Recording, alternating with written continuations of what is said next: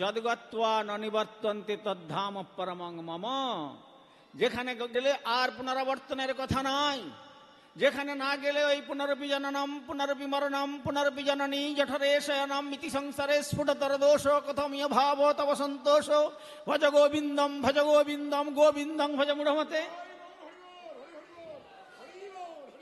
যে কথা আমাদের শ্রীমান মহাপ্রভু বলেছেন যে হ্যাঁ, যদি আমরা কেবল এই জন্ম মরণ চক্রের মধ্যে আবর্তিত হতে থাকি তাহলে আর আমাদের ডেস্টিনেশন, আমাদের গন্তব্যস্থলে যাওয়া যাবে না। সেই গন্তব্যস্থলে যাওয়ার জন্য আমাদের পরম গুরুদেব শ্রীল প্রভুপাদ বলতেন, back to God and back to own home, this is the message of Shri Chaitanya philosophy or Shri Gaudiya Math. Gaudiya মঠের এইটাই মেসেজ, এইটাই সন্দেশ, ব্যাক টু গড। এই জগতে যারা আমরা এখানে বসেছি, এটা রেন্টেড রুম, দুদিনের জন্য, temporary and transitory, no permanency at all in this cosmic manifestation. এটা আমাদের ভালো করে জেনে নিতে হবে। এখানে যতই আমরা কংক্রিট ফাউন্ডেশন দিয়ে প্যালেস রচনা করি না কেন, একদিন না একদিন এই জগৎ ছেড়ে আমাকে চলে যেতে হবে। কবিও বললেন, ওরে এ দেহ ছাড়িয়া যবে যাবির সংসার, কোথা রবে তোমার সাধের পুত্র পরিবার। আহার নয়ন মুদিলে সবই অন্ধকার, কেবল রাখো রতিমতি রাঙা চরণে।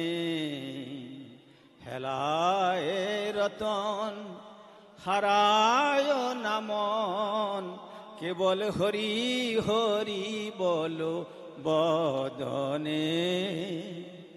ওরে যাবি যদি মন শ্রী বৃন্দাবন, ওরে মনে আমার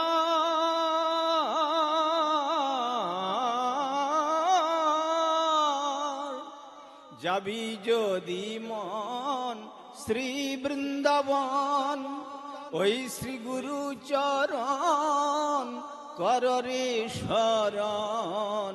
আর না ভজিলে মন হবে বিড়ম্বন, ওই যুগল চরণ আর পাবিনে।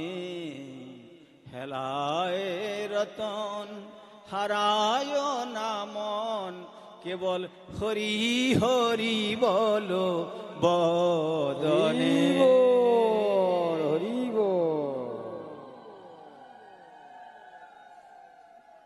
একটা আমরা গোল্ডেন অপরচুনিটি পেয়েছি, 84 লক্ষ জনি পরিভ্রমণ করে এমন দুর্লভ মনুষ্য জন্ম পেয়েছি। এই জন্য বলেছেন, এই মানব সৃষ্টি হলো ভগবানের শ্রেষ্ঠ সৃষ্টি, best creation of supreme god Lord Krishna. এর উপরে আর সৃষ্টি নেই, তাই একে বলা হয়েছে মানব। কেন? আমরা মানব বলে মানব, আর যদি না মানি তাহলে দানব।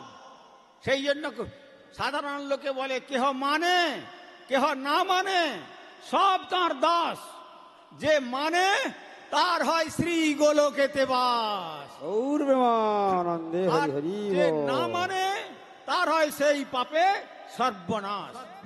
এই জন্য